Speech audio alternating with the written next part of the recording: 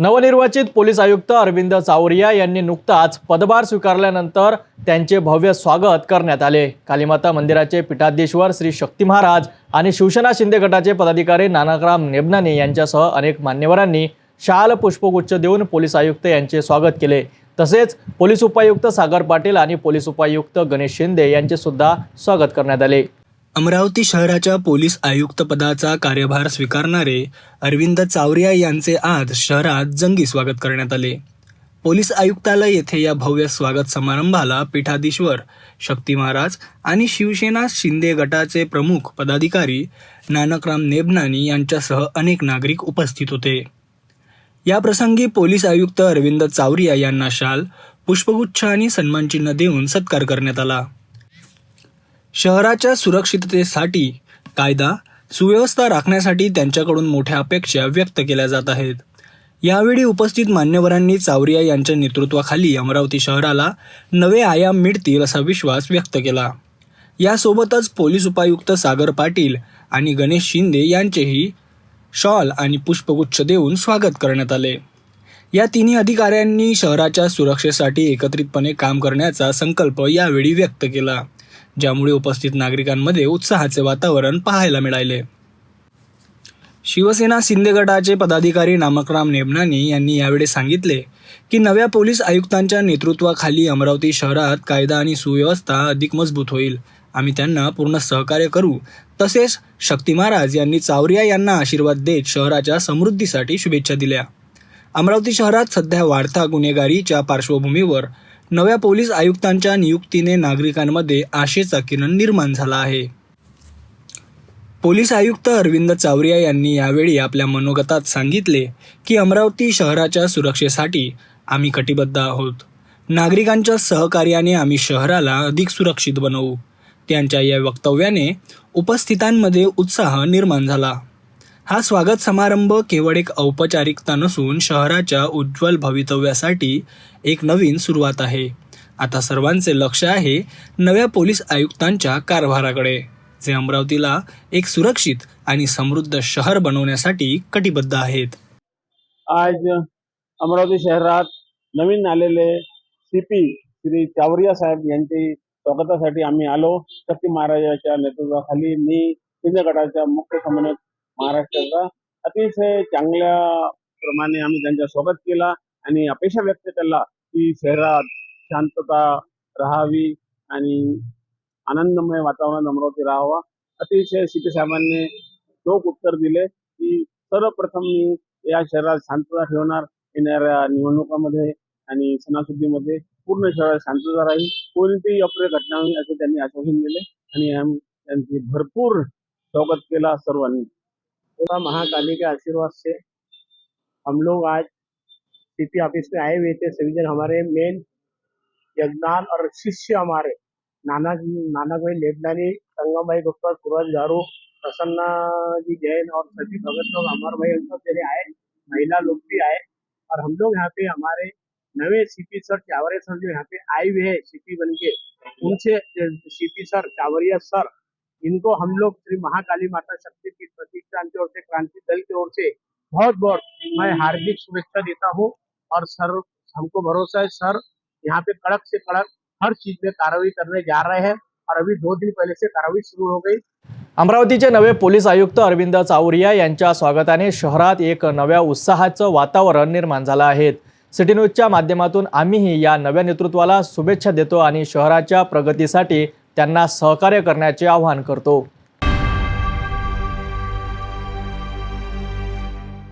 बडनेरा नवी वस्ती परिसरात समता चौकात विश्वरत्न डॉक्टर बाबासाहेब आंबेडकर स्मारकाचे सौंदर्यीकरणाचे काम गेल्या 1.5 वर्षापासून अर्धवट आहेत। यामुळे बाबासाहेबांच्या पुतळ्याला लावलेली छत्री धोकादायक ठरत असून पावसाळ्यात कोसळण्याची भीती आहे। स्मारक समितीने संबंधित एजन्सीवर दुर्लक्षाचा आरोप करीत तात्काळ कारवाईची मागणी केली आहे। चला पाहूया सविस्तर रिपोर्ट। बडनेरा नवी वस्ती परिसरातील समता चौकात असलेल्या विश्वरत्न डॉक्टर बाबासाहेब आंबेडकर स्मारकाची सौंदर्यीकरणाचे काम गेल्या 1.5 वर्षांपासून अत्यंत मंदगतीने सुरू आहे।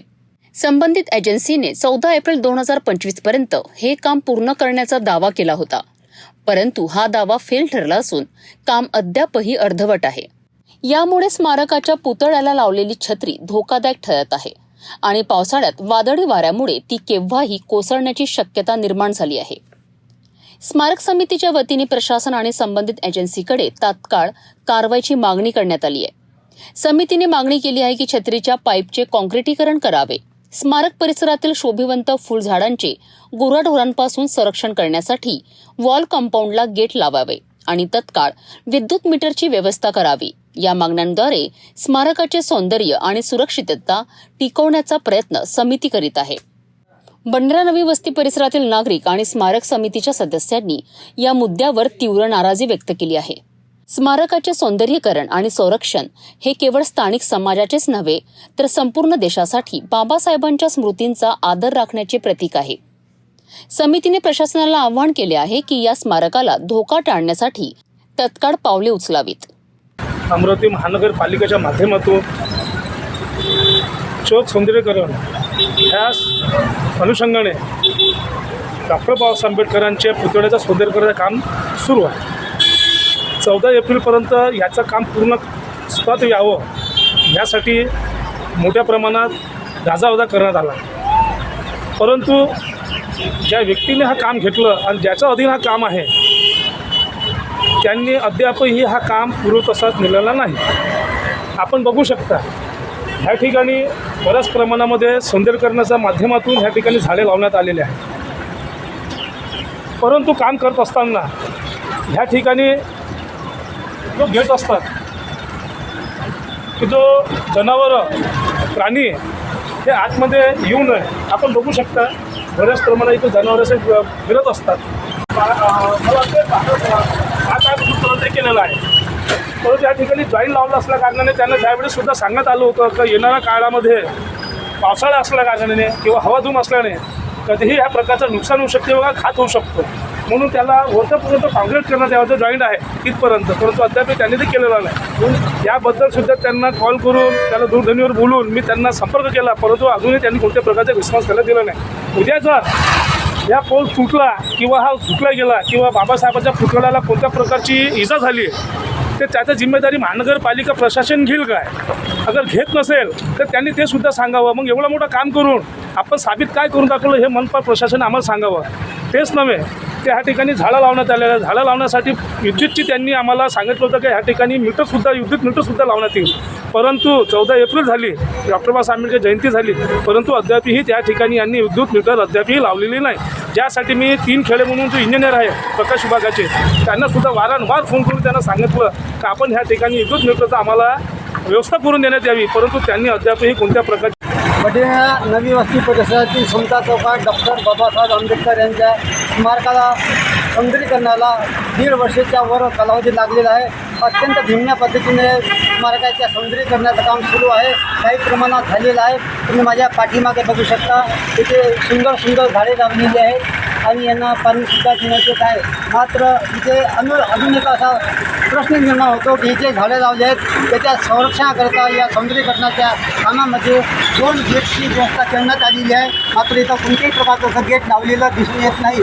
अनेकदा या स्मारक समितीच्या सचिवांनी, अध्यक्षांनी आणि पदाधिकाऱ्यांनी संबंधिताकडे महानगरपालिकेकडे तक्रारी केल्या, मात्र त्यांच्या तक्रारीची दखल घेतलेली नाही. त्याचप्रमाणे हे जी याच्या डॉक्टर बाबासाहेब आंबेडकर यांच्या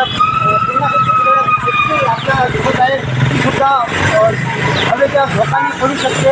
त्याला काँक्रिटीकरण करण्याची यांची मागणी होती ती सुद्धा पूर्ण केलेली नाही. आणि त्यानंतर दुसरा प्रश्न असा आहे की ते जे विद्युत मीटर लावणार होते ते सुद्धा लावण्यात आलेलं नाही. तरी हे लवकरात लवकर लावावं, अन्यथा या कोणतेही जे काही दुर्घटना घडेल त्याला जबाबदार महानगरपालिका राहील असा आदेश, असा संदेश, अशी सूचना, असे आरोप त्या स्मारक समितीचे सचिव सिद्धार्थ बनसोड यांनी केलेला आहे. मी बडनेरावरनं मच्छिंद्र भटकर, सिटी न्यूज, अमरावती. बडनेरा नवी वस्ती येथील समता चौकातील विश्वरत्न डॉक्टर बाबासाहेब आंबेडकर स्मारकाचे सौंदर्यीकरण अर्धवट राहिल्याने पुतळ्याला धोका निर्माण झाला आहे. स्मारक समितीने छत्रीच्या काँक्रिटीकरणापासून ते गेट आणि विद्युत मीटरपर्यंत तात्काळ कारवाईची मागणी केली आहे. बाबासाहेबांच्या मूर्तीचा आदर राखण्यासाठी प्रशासन काय पावले उचलते आता याकडे सर्वांचे लक्ष लागले आहे. अमरावती शहरात नव्याने कार्यभार स्वीकारलेले पोलीस आयुक्त अरविंद चावरिया यांनी अवैध व्यवसायांवर कारवाईचा पगडा उगारला आहेत. पहिल्याच गुन्हे शाखा आढावा बैठकीत त्यांनी दिलेल्या कडक सूचनानंतर नागपूर गेट पोलीस ठाण्याच्या हद्दीत गुटखा तस्करीचा मोठा पर्दाफाश झाला आहे. 2 संशयितांना ताब्यात घेतले असून अवैध गुटखा जप्त करण्यात आला आहे. अमरावती शहरात अवैध व्यवसायांविरुद्ध राज्य शासनाच्या निर्देशानुसार मोठी कारवाई सुरू झाली आहे. नव्याने कार्यभार स्वीकारलेले पोलीस आयुक्त अरविंद चावरिया यांनी पहिल्याच गुन्हे आढावा बैठकीत हद्दीतील अवैध व्यवसायांवर कडक कारवाईचे आदेश दिलेत. त्यांच्या मार्गदर्शनाखाली गुन्हे शाखेच्या विशेष पथकाने तत्काळ पावले उचललीत. नागपूर गेट पोलीस ठाण्याच्या हद्दीतील जाफिन कॉलनी ते आईए कॉलनी परिसरात पेट्रोलिंग करीत असताना विशेष पथकाला 2 संशयित व्यक्ती ऑटो रिक्षातून संशयास्पद हालचाल करताना दिसलेत.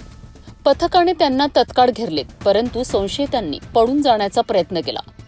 पोलिसांनी शिताफीने त्यांना ताब्यात घेतले. चौकशी दरम्यान त्यांची नावे मोईन खान गयास खान वय 22 वर्ष तर 42 वर्षीय शहाबाज खान अफजल खान अशी नोंदली गेली आहे. दोघेही कोतवाली ग्राउंड परिसरातील रहिवासी आहेत. पोलिसांनी ऑटो रिक्षाची तपासणी केली असता त्यातून महाराष्ट्रात प्रतिबंधित असलेल्या बेगलाईन कंपनीचा सुगंधित पान मसाला आणि गुटखा जप्त करण्यात आलाय. अन्न व औषध प्रशासन विभागाचे अधिकारी घनश्याम पंजाराम दंडे यांच्या तक्रारीवरनं नागपूर गेट पोलीस ठाण्यात अपराध क्रमांक 174 अंतर्गत भादवी कलम 245, 123, 270, 271 तसेच अन्न सुरक्षा कायदा 2006 आणि नियम 2011च्या कलम 26, 27, 30 आणि 59 अंतर्गत गुन्हा नोंदविण्यात आला आहे. ही धडाकेबाज कारवाई पोलीस आयुक्त अरविंद चावरिया, पोलीस उपायुक्त गणेश शिंदे, सागर पाटील आणि कल्पना बारवकर यांच्या मार्गदर्शनाखाली पार पडली. यात पोलीस निरीक्षक सीमा तातालवाड, सहपोलीस निरीक्षक इरफान निंबाडकर, अन्न सुरक्षा अधिकारी रमेश झव्वर, सहपोलीस निरीक्षक गयास खान आणि इतर पोलीस कर्मचाऱ्यांनी महत्वाची भूमिका बजावली आहे. या कारवाईने अवैध गुटखा तस्करीला मोठा चाप बसला असून शहरातील इतर अवैध व्यवसायांवरही पोलिसांचा वचक निर्माण झाला आहे. नागपूर गेट पोलीस या प्रकरणाचा पुढील तपास करत असून आणखी काही संशयिताच्या अटकेची शक्यता आहे.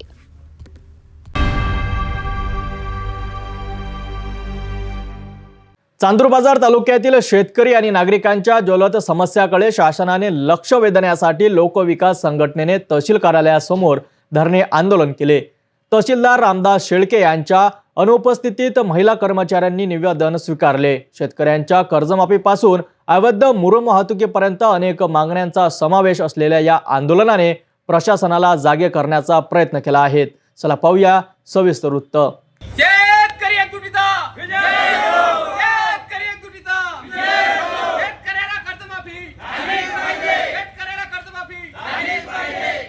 चांदूरबाजार तालुक्यातील शेतकरी आणि नागरिकांच्या विविध समस्यांकडे शासन आणि प्रशासनाचे लक्ष वेधण्याकरिता लोकविकास संघटनेने सोमवारी तहसील कार्यालयासमोर लक्षवेधी धरणे आंदोलन आयोजित केलेत. शेकडो शेतकरी आणि नागरिक या आंदोलनात सहभागी झालेत.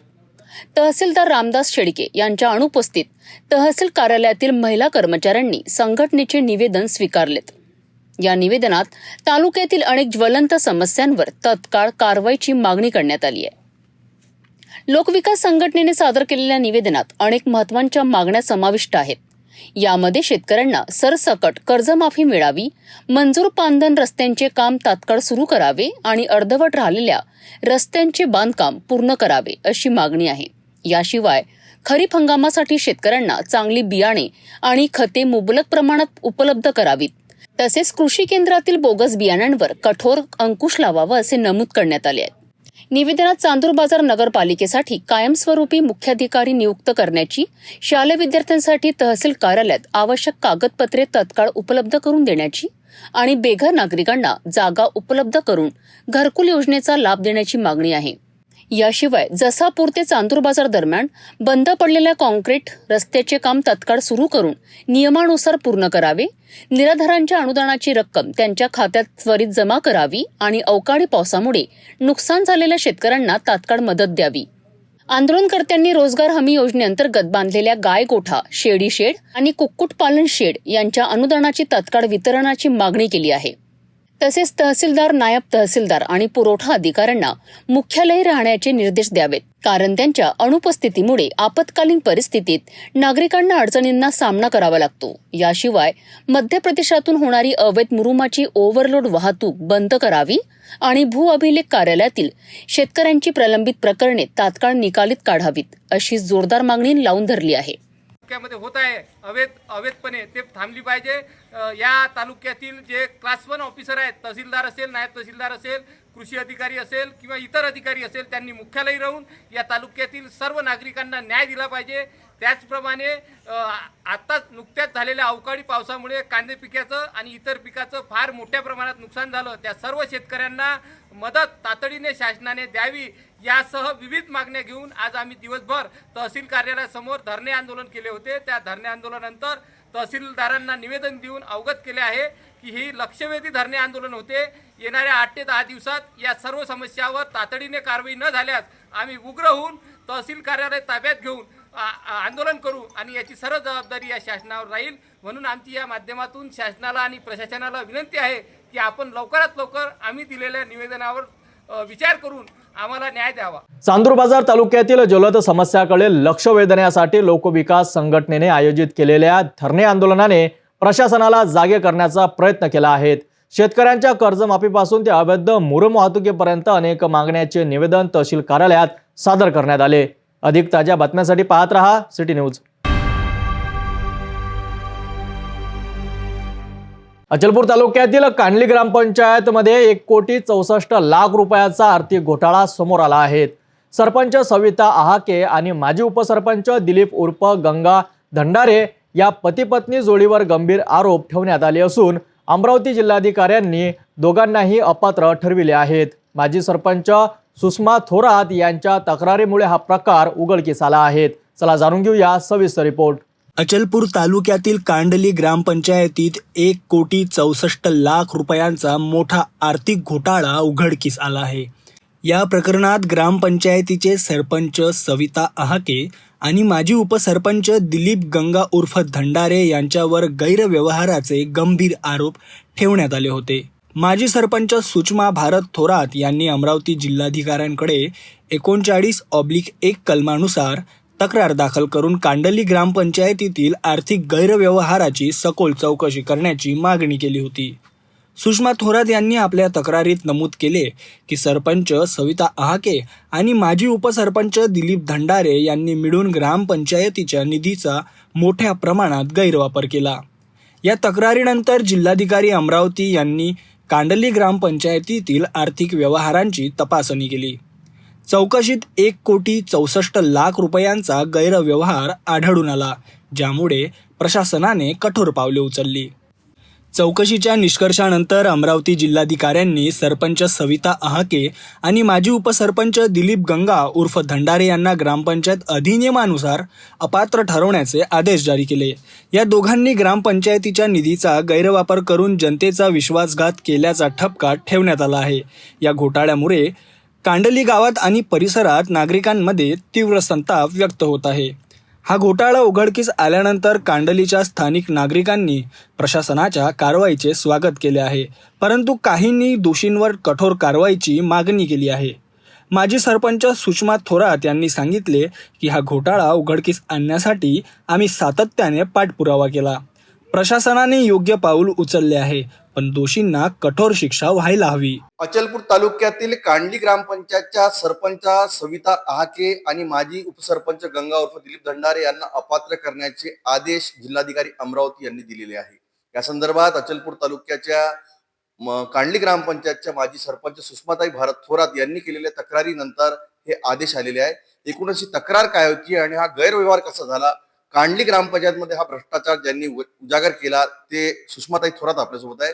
ताई, कशी ही तक्रार होती आणि या गैरव्यवहार कसा झाला होता, आपण जी चौकशीचे आदेश दिले होते?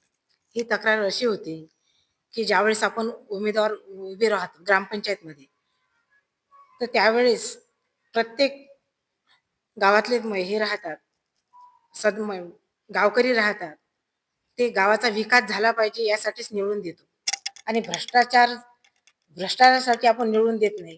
गावाचा विकास सविता दिलीप धंडारे आणि त्यांचे मिस्टर दिलीप धंदारे यांनी खूप 1,64,00,000 त्यांनी भ्रष्टाचार केलेला आहे.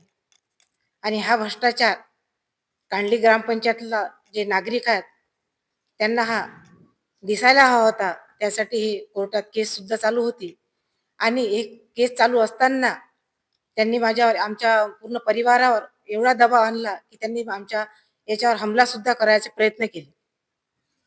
आणि ज्यावेळेस आपल्याला निवडून देतो त्यावेळेस गावाचा विकास झाला पाहिजे आणि त्यांनी गावाचा विकास न करता स्वतःचा विकास केला. मग त्याचे 4 व्हीलर घेतल्या आणि फ्लॅट सुद्धा त्यांच्या अमरावती फ्लॅट सुद्धा आहे. 39(1) हे त्यांनी जे काही आता या ग्रामपंचायतमध्ये भ्रष्टाचार केला आणि त्यांनी पैसे सुद्धा खाल्ले. जे माननीय जिल्हाधिकारी आहे त्यांनी यांना अपात्र ठरवलेले आहे. जे गावात कामं झालेली आहे, जे नाला खोलीकरण असो किंवा आपले ग्रामपंचायतच्या नाली असो, हे सुद्धा काम दिसत नाही ना. याच्यात त्यांनी खूप भ्रष्टाचार केलेला आहे. आणि मला असं वाटते की हा पूर्ण कांडली यांना जनतेला हे माहीत झालं पाहिजे का यांनी कसा ग्रामपंचायतमध्ये घोटाळा केलेला आहे. आणि लोकांना सुद्धा फक्त आश्वासन आणि मिटिंगा आणि प्रत्येक याच्यावर स्टेटस ठेवते. हे सुद्धा स्टेटस ठेवल्यानं माणसाचे कामं दिसत नाही. हे अशाच लोकांना हे त्यांचे जे मेसेज आहे हेच त्यांना खूप लोकांना असे संविधानामध्ये असं लिहिलेलं आहे की सत्याचा कधी विजय होतो, पराजित कधी होत नाही. हा सत्याचा विजय झालेला आहे. आणि जे कांडली ग्रामपंचायत आहे, कांडली ग्रामपंचायत मध्ये हा विजय झालेला आहे असं मला वाटते आणि लोक खूप खुश होते. या प्रकरणाने ग्रामपंचायत स्तरावरील आर्थिक व्यवहारांमध्ये पारदर्शकता आणि जबाबदारीची गरज पुन्हा एकदा अधोरेखित झाली आहे. जिल्हाधिकारी अमरावती यांनी या प्रकरणी पुढील तपास आणि कारवाईसाठी संबंधित विभागांना निर्देश दिले आहेत. कांडलीच्या नागरिकांना आता प्रशासनाकडून पूर्ण न्यायाची अपेक्षा आहे, जेणेकरून भविष्यात अशा घटना टाळता येतील. कांडली ग्रामपंचायतीतील हा घोटाळा आणि त्यानंतरची कारवाई अचलपूर तालुक्यातील प्रशासकीय व्यवस्थेसाठी एक मोठे आव्हान आहे. जिल्हाधिकारी आणि स्थानिक प्रशासन यांच्यावर आता सर्वांचे लक्ष आहे, जे या प्रकरणी पूर्ण पारदर्शकतेने आणि कठोरपणे कारवाई करतील अशी अपेक्षा आहे. अचलपूर तालुक्यातील कांडली ग्रामपंचायतीत 1,64,00,000 रुपयाचा घोटाळा उघडकीस आल्यानंतर सरपंच सविता आहाके आणि माजी उपसरपंच दिलीप धंडारे यांना अपात्र ठरविण्यात आले आहेत. माजी सरपंच सुषमा थोरात यांच्या तक्रारीमुळे हा खळबळजनक प्रकार समोर आला आणि आता नागरिकांना पूर्ण न्यायाची अपेक्षा आहे. तपोवन फक्त 1.5 किलोमीटर अंतरावर राधानगरी लेआउट लेक व्ह्यू प्लॉट सह मोजकेच प्लॉट शिल्लक. त्वरित संपर्क करा 9930706667 किंवा 7620433325 या क्रमांकावर.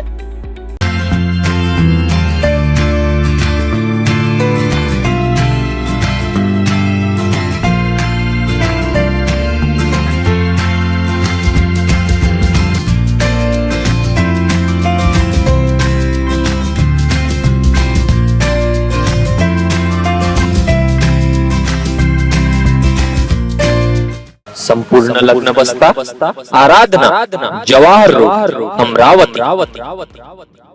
अकोला शहरात वादळी वाऱ्यासह धुवाधार पाऊस कोसळला आणि यामुळे शहरातील जनजीवन विस्कळीत झालं आहे. विशेष म्हणजे डाबकी रोडवरील रस्ता रुंदीकरणाच्या कामामुळे निर्माण झालेल्या खोदकामात पाणी साचल्याने वाहतूक कोंडी आणि अपघाताचा धोका वाढला आहे. चला पाहूया सविस्तर रिपोर्ट. अकोला शहरात आज दुपारी वादळी वाऱ्यासह जोरदार पाऊस पडला, ज्यामुळे शहरातील रस्त्यांवर आणि नाल्यांमध्ये पाणी साचण्याची समस्या निर्माण झाली. यामुळे सर्वाधिक त्रास झाला तो डाबकी रोडवरील रहिवाशांना आणि वाहन चालकांना. अकोला महानगरपालिकेने डाबकी रोडवर रस्ता रुंदीकरणाचं काम हाती घेतलं असून गेल्या 1 महिन्यापासून सुमारे 1.5 किलोमीटर लांबीच्या रस्त्यावर 2 फूट खोल खोदकाम करण्यात आलं आहे. मात्र आजच्या पावसामुळे हे खोदकाम केलेले रस्ते पाण्याने भरले. ज्यामुळे वाहन चालकांना मोठी कसरत करावी लागली. खोदकाम केलेल्या रस्त्यांमुळे वाहन चालवणं अत्यंत धोकादायक बनलं आहे. या ठिकाणी किरकोळ अपघातांच्या घटना घडल्या असून स्थानिक नागरिकांनी रस्त्याची त्वरित दुरुस्ती करण्याची मागणी केली आहे. स्थानिक रहिवासी संतोष पाटील यांनी सांगितलं की रस्ता खोदून ठेवलाय, पण पावसामुळे पाणी साचलंय. यामुळे गाड्या घसरतायत आणि अपघाताचा धोका वाढलाय. डाबकी रोडवरील रुंदीकरणाचं काम वाहतूक कोंडी कमी करण्यासाठी सुरू करण्यात आलं होतं, परंतु पावसामुळे निर्माण झालेल्या परिस्थितीने नागरिकांचा संयम सुटत आहे. याबाबत आमदार पठाण यांनी ठेकेदारांना फटकार लगावत काम लवकर पूर्ण करण्याचे आदेश दिले आहेत. नागरिकांनी प्रशासनाला आवाहन केलं आहे की खोदलेल्या रस्त्याची तातडीने दुरुस्ती करावी, अन्यथा येथे मोठी दुर्घटना घडण्याची शक्यता नाकारता येत नाही. हवामान खात्याने पुढील काही दिवस पावसाचा अंदाज वर्तवला असल्याने प्रशासनाने त्वरित पाऊल उचलणं गरजेचं आहे. अकोला शहरातील डाबकी रोडवरील रस्ता रुंदीकरणाचं काम आणि पावसाळ्यामुळे निर्माण झालेली परिस्थिती यामुळे नागरिक त्रस्त झाले आहेत. प्रशासनाने याकडे तातडीने लक्ष देऊन उपाययोजना कराव्यात अशी अपेक्षा आता व्यक्त केली जात आहेत. अकोला जिल्ह्यात खरीप हंगाम जवळ येत असताना शेतकऱ्यांनी तूर विक्रीला सुरुवात केली आहे. अकोला कृषी उत्पन्न बाजार समितीतील तुरीला मिळाला तब्बल 7,175 रुपये प्रति क्विंटलचा दर. पण आज बाजार उघडल्यानंतर तुरीच्या दरवाढ होणार का? चला पाहूया सविस्तर रिपोर्टमध्ये. अकोला जिल्ह्यात खरीप हंगामाच्या तयारीला वेग आला आहे. या पार्श्वभूमीवर शेतकऱ्यांनी तूर विक्रीवर भर दिला आहे. मागील आठवड्यात अकोला कृषी उत्पन्न बाजार समितीत 1,276 क्विंटल तुरीची आवक झाली. यावेळी शेतकऱ्यांना सरासरी 6,900 रुपये प्रति क्विंटल आणि जास्तीत जास्त 7,175 रुपये प्रति क्विंटलचा दर मिळाला. आज सोमवारी बाजार पुन्हा उघडणार असून शेतकऱ्यांचे डोळे तुरीच्या दरात होणाऱ्या संभाव्य वाढीकडे लागले आहेत.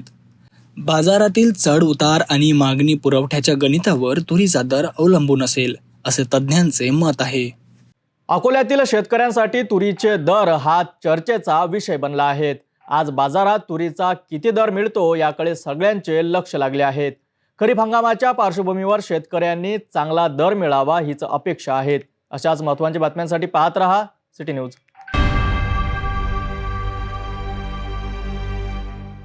नमस्कार दर्शकांनो, महाराष्ट्रातील अकोला येथे मूर्तिजापूर रेल्वे स्थानकातून एक धक्कादायक बातमी समोर येत आहे.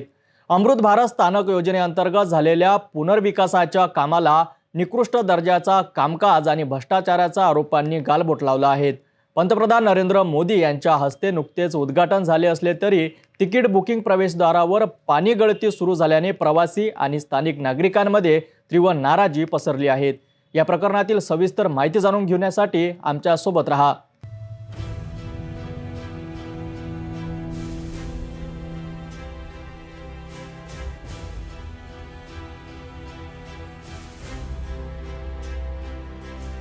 रेल्वे मंत्रालयाने डिसेंबर 2022 मध्ये सुरू केलेल्या अमृत भारत स्थानक योजनेअंतर्गत देशभरातील रेल्वे स्थानकांना जागतिक दर्जाच्या सुविधा आणि आधुनिक पायाभूत सुविधा देण्याचे आश्वासन दिले होते. अकोला जिल्ह्यातील मूर्तिजापूर रेल्वे स्थानकाचा या योजनेत समावेश होता, ज्याचा पुनर्विकास नुकताच पंतप्रधान नरेंद्र मोदी यांच्या हस्ते व्हिडिओ कॉन्फरन्सिंगद्वारे करण्यात आला. या सोहळ्यास खासदार अनुप धोत्रे आणि आमदार हरीश पिंपळे यासारख्या मान्यवरांनी हजेरी लावली होती. मात्र उद्घाटनानंतर काही दिवसातच या स्थानकाच्या चकचकीत नव्या स्वरूपाला तडा गेला आहे. पहिल्याच पावसाळ्यात तिकीट बुकिंग प्रवेशद्वारावर पाण्याची गळती सुरू झाली, ज्यामुळे प्रवाशांमध्ये प्रचंड असंतोष निर्माण झाला आहे. स्थानिक नागरिक आणि प्रवासी ठेकेदारांवर बोट ठेवत आहेत. त्यांच्यावर निकृष्ट दर्जाच्या साहित्याचा वापर आणि ढिसाळ कामकाजाचा आरोप केला जात आहे.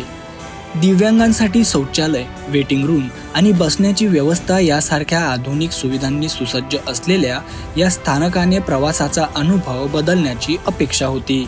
पण प्रवाशांचा असा दावा आहे की ठेकेदारांनी स्वतःचा फायदा पाहण्यासाठी निकृष्ट काम केले आहे. पंतप्रधानांच्या ना खाऊंगा ना खाने दूंगा या घोषणेवरच पाणी फिरवल्याची भावना प्रवाशांमध्ये आहे. आमदार हरीश पिंपळे यांनी मूर्तिजापूर रेल्वे स्थानकाचा कायापालट व्हावा आणि सुपरफास्ट गाड्यांना येथे थांबा मिळावा यासाठी मोठी मेहनत घेतली होती. मात्र ठेकेदारांच्या ढिसाळ कामामुळे या प्रयत्नांना धक्का बसला आहे. प्रवाशांनी आणि स्थानिकांनी या प्रकरणाची उच्चस्तरीय चौकशी व्हावी अशी मागणी केली आहे.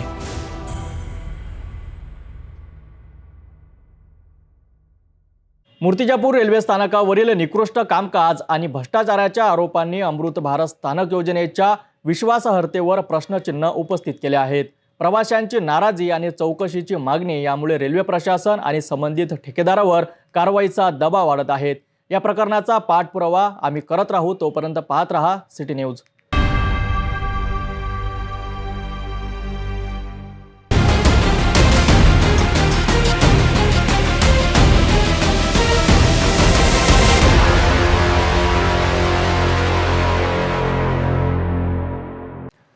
सदर पोलिसांनी वाहन चोरी आणि घरफोडीच्या गुन्ह्याचा भेद उघडकीस आणत एक मोठे यश मिळवले आहेत, ज्यामुळे त्यांचे नागपूरच्या सुरक्षिततेवरचेसाठी समर्पण दिसून येते. या अचूक कारवाईत 2 अल्पवयीन गुन्हेगारांना पकडण्यात आले असून हजारो रुपयांचा चोरीचा माल जप्त करण्यात आला आहे.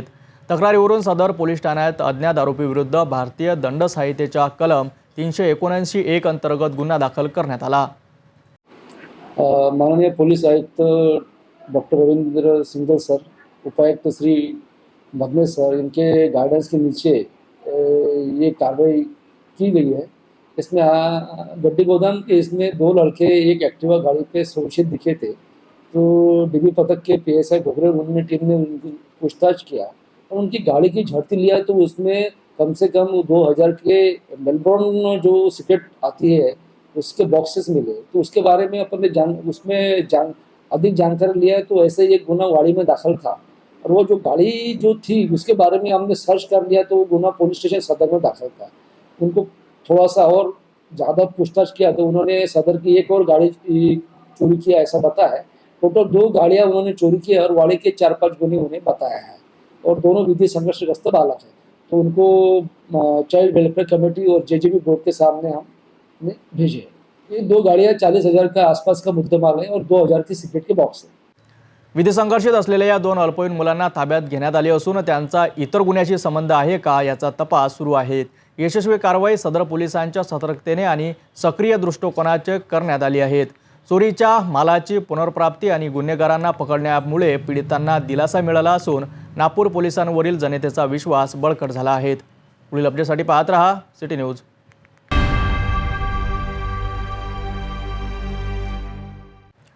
पाकिस्तानच्या दहशतवादी कारवायांना चोख प्रत्युत्तर देत पंतप्रधान नरेंद्र मोदी यांच्या नेतृत्वाखाली भारताने ऑपरेशन सिंदूरच्या माध्यमातून एक अभूतपूर्व पराक्रम गाजविला आहे. याच निर्णायक कारवाईने केवळ पाकिस्तानला धडा शिकवला नाही तर संपूर्ण राष्ट्राला एका धाग्यात बांधले आहेत.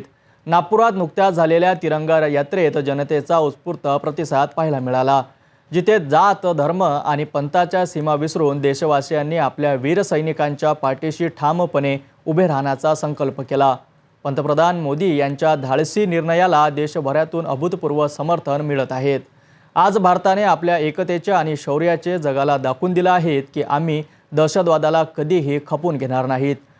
या देशासाठी बलिदान करणाऱ्या सैनिकांच्या स्मरणार्थ ही तिरंगा यात्रा, सैनिकांच्या समर्थनार्थ ही तिरंगा यात्रा मोदी सरकारनं जो पाकिस्तानला धडा शिकवला हे दर्शवण्यासाठी की आम्ही सर्व भारतवासी, सर्व जातपात धर्म विसरून, सर्व पक्षभेद विसरून सैनिकाच्या मागं, या देशातील तिन्ही दलाच्या मागं या देशातील जनता उभी आहे हे दर्शवण्यासाठी ही तिरंगा यात्रेचं आयोजन करण्यात आलेलं आहे. मोदी साहेबांनी जो पाकिस्तानला धडा शिकवला, आम्ही सर्व मोदी साहेबांच्या मागं ठामपणे देश उभा आहे हे सांगण्यासाठी ही तिरंगा यात्रा आहे. या रॅलीच्या निमित्तानं संदेश एवढाच आहे की देशावर जेव्हा जेव्हा कोणी संकट आलं तेव्हा तेव्हा संपूर्ण देश हा पक्षभेद, जातभेद, धर्मभेद विसरून हा देशाच्या सैनिकाच्या मागं, देशाच्या तिन्ही दलाच्या मागं उभा राहतो हा इतिहास आहे. आणि पुन्हा यावेळी सुद्धा समस्त भारतवासी जनतेनं जे प्रचंड समर्थन या युद्धजन्य काळामध्ये मोदी सरकारला दिलं, देशाच्या सैनिकाप्रती दिलं, हा संदेश अशाच पद्धतीचं वातावरण भविष्यामध्ये जेव्हा केव्हा देशावर संकट येईल तेव्हा संपूर्ण देशानं एक दिलानं सैन्याच्या मागं, सरकारच्या मागं उभं राहिलं पाहिजे, हा संदेश देण्यासाठी ही तिरंगा यात्रा आहे. त्यातून माजी सैनिक या तिरंगा रॅलीमध्ये सहभागी झाले आहेत. पंतप्रधान नरेंद्र मोदी यांच्या नेतृत्वाखाली ऑपरेशन सिंदूरने पाकिस्तानला त्यांच्या कृत्याची जाणीव करून दिली आहेत. नागपूरच्या तिरंगा यात्रेतून देशवासियांनी दाखवलेला उत्साह आणि सैनिकांप्रतीचा आदर हा भारताच्या अटळ संकल्पाचा पुरावा आहेत. जात, धर्म आणि पंथाच्या पलीकडे जाऊन संपूर्ण राष्ट्र आपल्या वीर जवानांच्या पाठीशी खंबीरपणे उभे आहेत. ही एकता आणि हा अभिमानच भारताला महासत्ता बनवेल.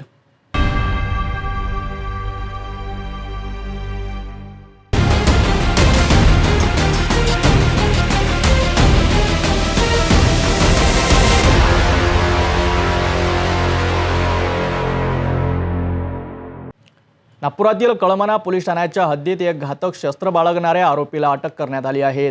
चिखली झोपडपट्टी परिसरात पेट्रोलिंग दरम्यान पोलिसांना मिळालेल्या गुप्त माहितीच्या आधारे ही कारवाई करण्यात आली आहे. चला पाहूया सविस्तर रिपोर्ट. डीबी पथकाचे प्रमुख API श्री मुसळे साहेब आणि त्यांच्या टीमला 2 वेगवेगळ्या घटनांबाबत माहिती मिळाली होती.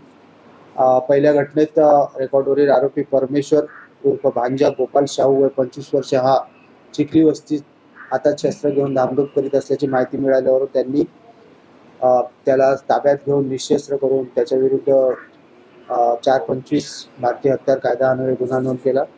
तसेच दुसऱ्या एका माहितीत डेप्टी सिग्नल परिसरात आरोपी नामे आकाश महेंद्र श्रीवास वय 25 वर्ष हा सुद्धा त्याच्याकडे चाकू असून तो धामधूम करीत आहे अशी माहिती मिळाल्यावरून DB पथक आणि त्यांची टीम त्या ठिकाणी पोहोचले आणि आरोपीला निःशस्त्र करून त्याच्या विरुद्ध सुद्धा 425 भारतीय हत्यार कायद्यान्वये कारवाई करण्यात आली. अशा 2 वेगवेगळ्या घटनांमध्ये 2 आरोपींविरुद्ध 425 अन्वये कारवाई करण्यात आलेली आहे. येवती नागपूरमधील कळमना पोलीस ठाण्याच्या हद्दीत घडलेल्या एका महत्त्वाच्या घटनेची माहिती. पोलिसांनी सतर्कतेने केलेल्या या कारवाईमुळे परिसरातील कायदा व सुव्यवस्थेचा प्रश्न पुन्हा एकदा अधोरेखित केला आहे. पुढील तपास सुरू असून या प्रकरणी आणखी काय घडतं याकडे सर्वांचं लक्ष लागलं आहे. पाहत राहा सिटी न्यूज.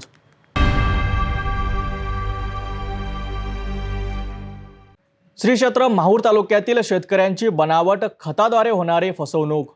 आंध्र प्रदेश आणि तेलंगणातील काही कंपन्या आणि दलालांनी शेतकऱ्यांना चढत्या दराने बनावट आणि परवानगी नसलेली खते विकून लाखोची लूट केली आहे. या संदर्भात सविस्तर वृत्त पाहूया आमचे प्रतिनिधी गोपाल चव्हाण यांच्याकडून. श्री क्षेत्र माहूर नांदेड जिल्ह्यातील एक शांत तालुका, जिथे शेतकरी आपल्या कष्टाने पिकवलेल्या शेतीवर उदरनिर्वाह करतात. पण सध्या या तालुक्यातील शेतकऱ्यांमध्ये एका गंभीर समस्येमुळे असंतोष पसरला आहे. आंध्र प्रदेश आणि तेलंगणातील काही कंपन्या आणि दलालांनी बनावट आणि परवानगी नसलेली खते घरपोच देऊन शेतकऱ्यांची फसवणूक केली आहे. माहूर तालुक्यातील शेकापूर येथील शेतकरी सोमनाथ चव्हाण यांनाही या फसवणुकीचा फटका बसला आहे. त्यांनी सांगितले की दलालांनी त्यांना चढ्या दराने 10 पोते खत विकले, जे नंतर बनावट असल्याचे आढळले. या प्रकाराने शेतकऱ्यांचा विश्वासघात झाला असून त्यांचे आर्थिक नुकसानही झाले आहे. विशेष म्हणजे या प्रकरणात तालुका कृषी अधिकारी कार्यालय आणि पंचायत समितीच्या कृषी अधिकाऱ्यांचे अक्षम्य दुर्लक्ष झाल्याचा आरोप होत आहे. स्थानिक शेतकरी आता प्रशासनाकडून कठोर कारवाईची मागणी करत आहेत. या फसवणुकीमुळे शेतकऱ्यांमध्ये संतापाचे वातावरण आहे. प्रश्न असा आहे की अशा बनावट खतांच्या विक्रीवर नियंत्रण ठेवण्यासाठी प्रशासन काय पावले उचलणार. मला माहिती मिळाली होती की माझ्या मित्राने सांगितले की खत चांगल्या प्रकारचे येत आहे, आंध्र प्रदेशातून आपल्या गावामध्ये खत जागेवर आणून देत आहे. म्हणून मी दत्तमांजरी येथून जाऊन चौकशी केलो. तिथे गाडी आली होती दत्तमांजरी येथे. तिथून मी 10 पोते खत घेतले. त्यांनी सांगितले की खत खूप चांगलं आहे आणि तुम्ही हे घेऊन जा. त्यानंतर मी खत 10 पोते घेतले आणि ते 10 पोते घरी घेऊन आलो भाड्याने. एका पोत्याची किंमत 800 रुपये त्यांनी घेतले आणि त्याच्यावर प्रिंट होती 300 रुपये. पण त्या दराने त्यांनी दिले नाही. त्यांनी नंतर आम्ही बिल मागितले पण बिल सुद्धा दिले नाही.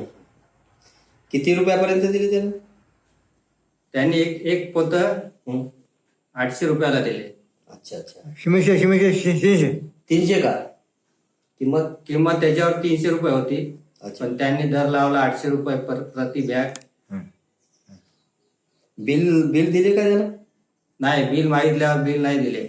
देतो गुडवावडीचे उत्तर दिले आता आणि नंतर बिल दिले नाही. शेतकरी ह्या आपल्या देशाचा कणा आहेत, पण अशा फसवणुकीच्या घटनांमुळे त्यांचा विश्वास डळमळीत होत आहेत. प्रशासनाने या प्रकरणाची गंभीर दखल घेऊन दोषीवर कठोर कारवाई करणे गरजेचे आहे. या संदर्भात अधिक माहितीसाठी आपण पाहत रहा सिटी न्यूज.